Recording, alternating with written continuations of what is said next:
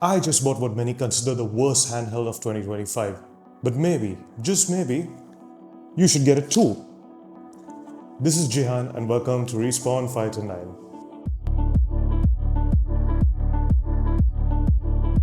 Now let me clarify, this is not a review, there's hundreds of other videos for that. This is more of a 6-month later visit to see if this device is a better purchase today than it was on release. Back in the 2010s, Sony dropped the PSP Go and Xperia Play. These were some of the prettiest and sleekest handhelds of their era. It was only around June last year in 2025 that the patent to the sliding controls expired. And our guys at Ambernick decided to jump in and get their hands dirty with the RG slide. However, besides the slide, we haven't seen any other manufacturers pick up this form factor. Besides, of course, the upcoming Neo Pocket Play. So let's address the elephant in the room, quite literally, because this is a big boy. Look at this. This is a chonker, even Motomoto likes it. Even when you slide this guy shut, it's nearly as thick as 3 stacked iPhones. Though there's one thing I love when it slides shut.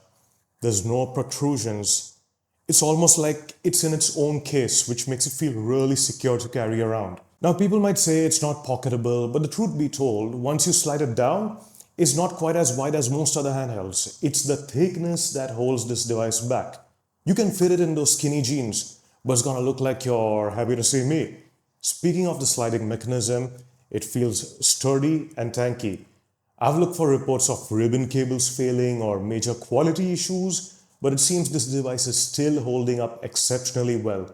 Besides the reports of a few faulty initial batches with peeling laminations on the display. However, those units were few and far between.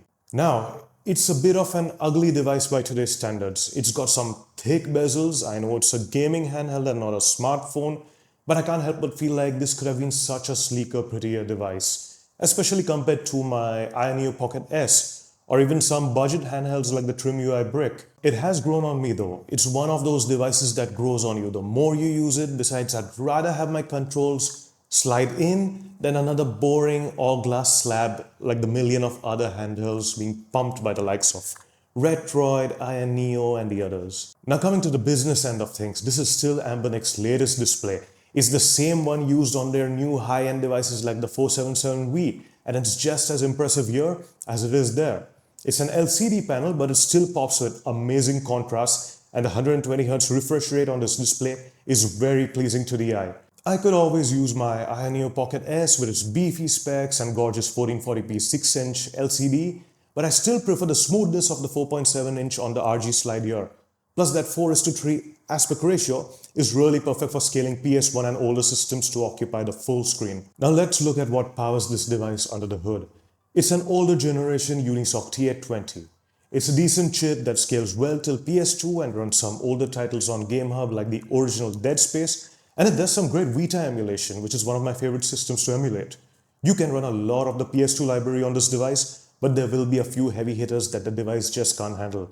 To cut it short, this chip is slightly weaker than the Snapdragon 865 found in the Retroid Pocket 5, and being a Mali GPU, this device has no custom drivers, meaning the Snapdragon would still perform better. Ideally, this performance is great for a supplemental device in your collection. I use my Pocket S for the heavy hitters, and for my PS2 and below, I much rather prefer picking up the RG slide. Besides that, it's packing all the usual Bluetooth and Wi-Fi and quirky bells and whistles you expect from a modern Android handheld. It's also got a port of Gamma OS for all you purists out there, which wasn't available at launch. Gamma OS adds a lot of conveniences like system-wide black frame insertion that can really utilize the 120Hz refresh rate available on this device. Another thing you would have heard is this device can be really top-heavy on the wrist. This is a truly personal thing. To me, just changing the grip like this with a little support underneath works fine. And it's not something that concerns me given my gaming is usually split into 30-minute sessions at max. On launch, the RG slide was priced at around $190, but you can now pick it up on sale for around $150. The closest competitor to this would be Ambernick's own RG476H, which effectively has identical specs and the same screen in a more refined all-glass slab package. So should you really get it now that the price is lower and 6 months have passed?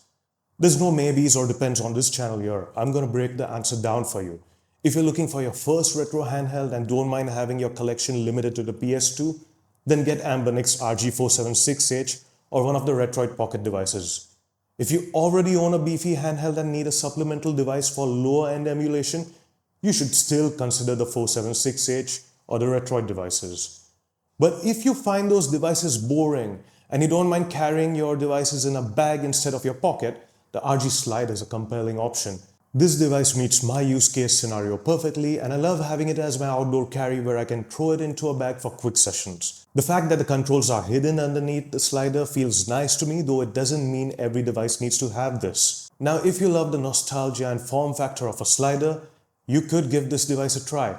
Long story short, this is a great supplemental handheld to get if you'll end up with a good deal.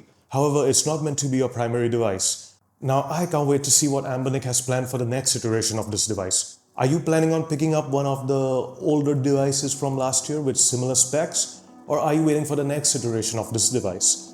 Let me know in the comments. This is Jian signing out, and thanks for watching.